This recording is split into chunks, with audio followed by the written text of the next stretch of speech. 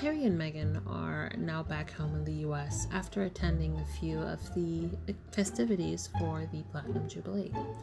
Now, of course, the psychotically obsessive Piers Morgan had a lot to say about Meghan, as usual, and so did his most recent guest, a Tom Bower, who I believe is a royal biographer. Now, Tom was quoted as saying, "To see her smiling through the open window of a car, making sure she's seen without any contrition whatsoever, just shows what a brazen hussy she is." Contrition? What on earth has Meghan done that requires any sort of contrition? Not a damn thing.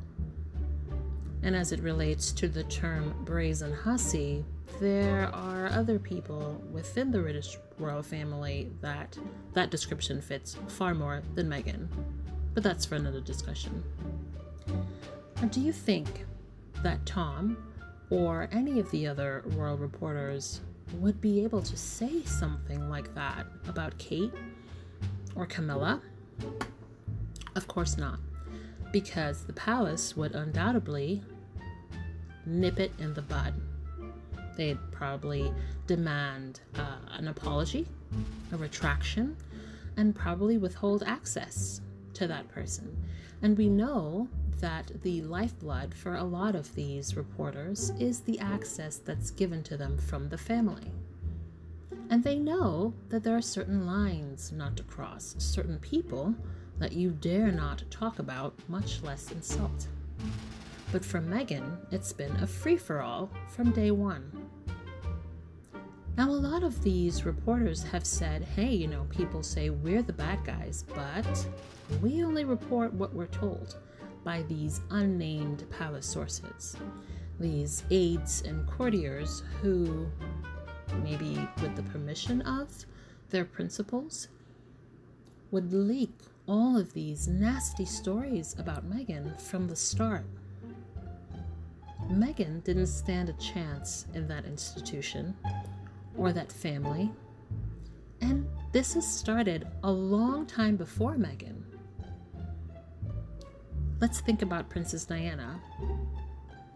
Now, when you think of the term English rose, for me, it doesn't get more of a perfect example than Princess Diana.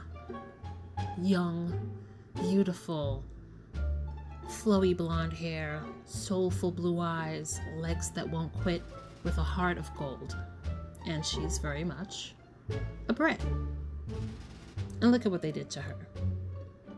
They completely disregarded her mental health struggles, her happiness, her peace of mind. They just used that woman up and spit her out after she gave them an heir and a spare, and after she refused to take the bullshit from the institution and from her then husband, Prince Charles. Now, let's go to Fergie, who got her fair share of abuse, people commenting on her colorful fashion choices. And of course, we had the villain versus the princess vibe with Diana and Fergie, again perpetuated by the press, much like the Kate and Meghan, but not as vitriolic. Then you have Kate, who's young, check, white, check, British, check, but she wasn't aristocratic enough, and that was a point that they would continuously tell her over and over again. They weren't particularly nice to Kate, and I'm not a big Kate fan, but that's just the truth. And for years before Meghan came, they would call William and Kate work shy, which is code for lazy, which, is not wrong. They're lazy as hell. They're either making babies or on vacation. While Harry did 10 years in the military and created the Invictus Games in Santa Bale. Lazy. And then Meghan came onto the scene, the divorcee, American, biracial, and a woman who is unapologetically herself. Wherever she is, whoever's in the room, Meghan's always going to be Meghan. And I feel like that bothers them to the core. The fact that her mama is a black woman with dreadlocks. How dare she win the heart of Prince Harry? Now, I remember when it was revealed that they were dating, there was, I believe his name is Dickie. He's also a royal reporter who said, oh no, he's just sowing his wild oats. He'll never get serious. Because they saw Meghan as beneath Harry, and they still do. And then when it became apparent that Harry was indeed serious, and they got married, that's when they really started to come for the throat. And the attacks got even worse when she was pregnant, because now her bloodline is intermingling with their bloodline. And let's not forget, the entire premise of the British royal family is that they are inherently superior to the rest of us commoners. Their bloodline is superior, and therefore it should never be tainted. And Harry broke that rule, hence all the threats that he's gotten and all the concerns and conversations about the skin color of his offspring. How dare she claim Harry's heart? How dare you enter our institution, our world? How dare you brazenly flaunt your love and admiration for Harry by touching your husband? I've seen so many times a lot of these royal fans bitching and moaning that Meghan, oh, she's always touching Harry. That's her man. That's her husband. Yeah, she's gonna touch him just as much as he touches her. What's the problem? But how dare you come in there at the top of the hierarchy, married to one of the men who are at the top of the hierarchy? How dare you come in there and be capable and confident and unapologetically you? How dare you garner so much love and support from the public? You're overshadowing our blood royals. You're overshadowing people who have been here long before you have. That's unacceptable. How dare you sue us when we invade your privacy? And not only did she sue them, but she won that lawsuit and the appeal.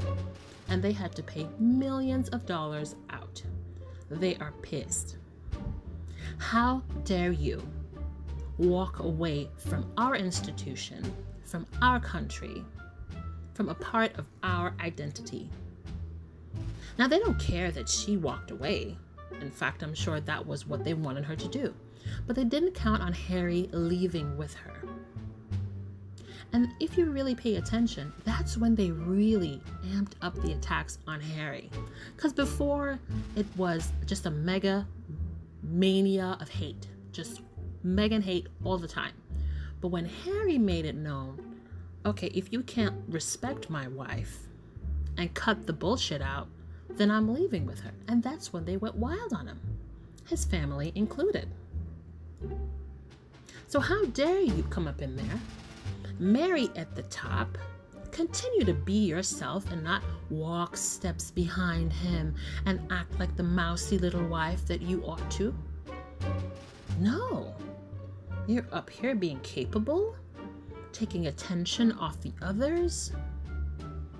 That won't do. And then how dare you call us out on our bullshit on such a grand scale? I mean, the Oprah Winfrey interview was seen by millions across the globe. She's sitting beside her husband, opposite to one of the most powerful and influential black women on the globe. They couldn't stand that. And how dare you move to California, secure those deals, because you know they're pissed about the Netflix money and the Spotify money. They can't handle it. Every single day we hear about Oprah, Netflix, Spotify. I am so sick and tired of it. But it pisses them off because not only have they moved away from their world, which in their minds is the top of the top, the best of the best.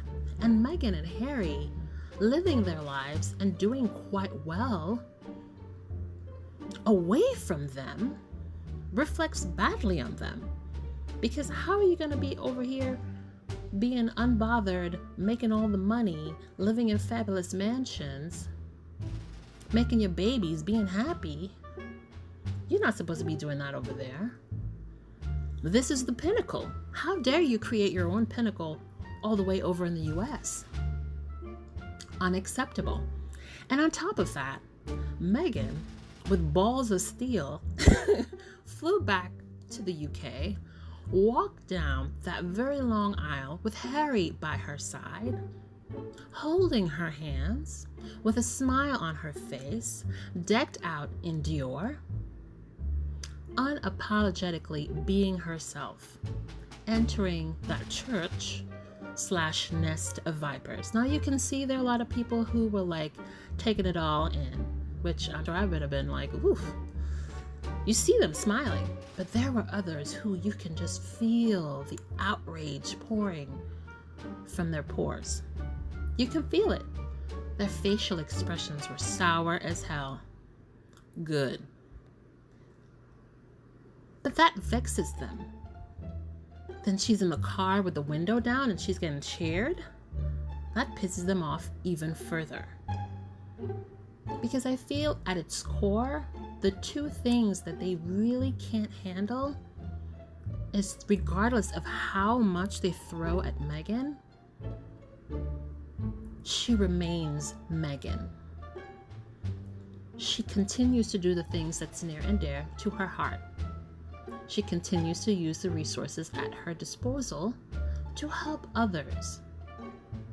And nothing they do, and nothing they've said, and Lord knows they've been saying a lot of things, stops Meghan from being Meghan. Nothing that they've done has resulted in the end of that marriage, which is ultimately what they want. I guarantee you, if Harry was to say, Meghan and I are getting a divorce, I want to come back home, oh my God, they'd be happy. They'd be happy to trash Meghan some more. And now that Harry has his two kids that don't even look like they're biracial, they'd want them back too. Meghan never stood a chance in that environment. Also, there's a group of people on Twitter who, as a sign of solidarity, has changed their name titles, and profiles to include Brazen Hussy, and I'm here for it. Because him calling her a brazen hussy sort of reminds me of Trump calling Hillary a nasty woman. And I feel like that's what it boils down to. You have men in certain positions who really have a strong dislike for women, who don't back down, who don't cower beneath them. And when they can't be broken, they call them names. Meghan didn't stand a chance in that environment.